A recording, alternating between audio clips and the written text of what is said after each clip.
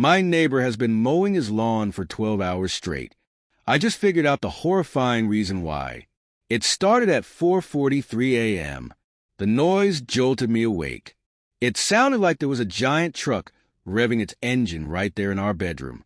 Exhaust fumes wafted in through the open window. It was a bad way to start the day. It was even worse than when I saw the neighbor getting it down with his own sibling. Anyways, that's a story for another day. What is that? Moaned my wife.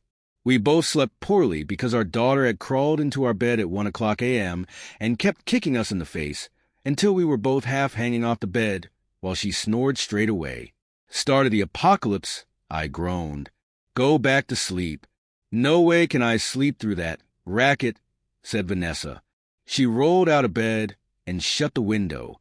That helped a little, but it still sounded like war out there. She pulled the curtains back and looked through the window. It's the fucking neighbor, throwing his lawn before the sun is up. We need to have a heart-to-heart with him. Let him know that's not okay. Keegan, our daughter, woke up crying. Guess that's that. I muttered, getting out of bed myself. I'll go talk to him after some coffee. Bring me some, too, said Vanessa. Papa, bring me some Smarties, said Keegan. No Smarties for breakfast. Banana or toast, but not Smarties. Fine, huffed Keegan. Toast cut into shapes.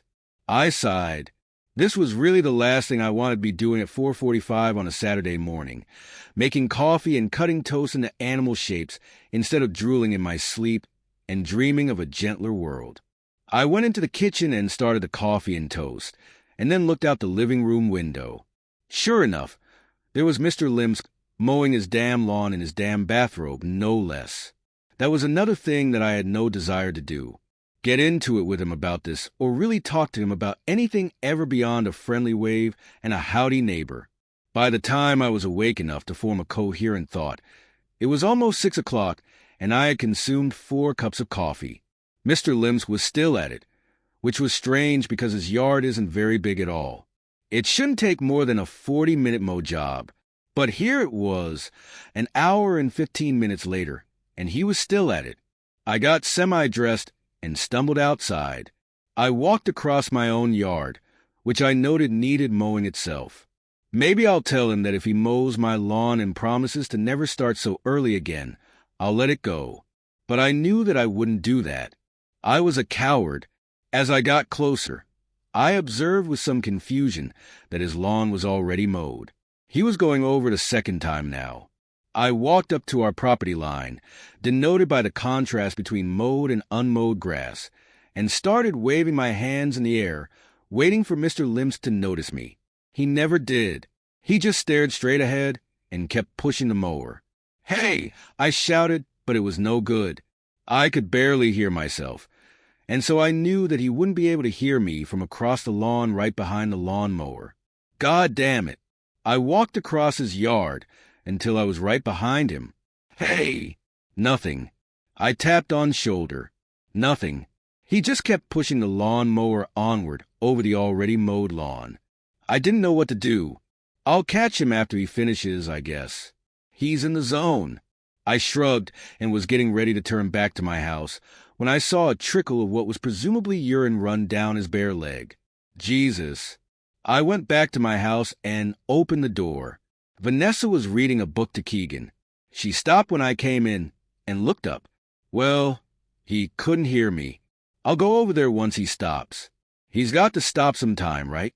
And well, I'm a little worried about him, honestly. I saw him wet himself. Mr. Limske peed his pants, asked Keegan. She started laughing. Well, that sometimes happens, kiddo, I said. You used to do that. We do that a lot when we're kids, and then we don't do it for a while, and then when we get older, we sometimes do it again. That gave her something to think about anyway. Huh, said Vanessa. There's more, I said. He's already done with the lawn. He's just going over it a second time. Maybe you missed a few spots? No, it's perfect. Not a blade of grass higher than any other blade of grass. Said Vanessa. That is strange. Do you think he's okay? Should we call somebody? I shrugged. Who are we going to call? The police? Tell them that our retired neighbor is mowing his lawn twice while peeing himself. What will they say to that? By 8 o'clock, I was done cooking the bacon, and Mr. Limske was still at it, mowing his lawn for what must have been the 5th time. I tried not to think about it, but it was hard. After breakfast, we should go somewhere, I said. It's a beautiful day. No sense staying cooped up all day.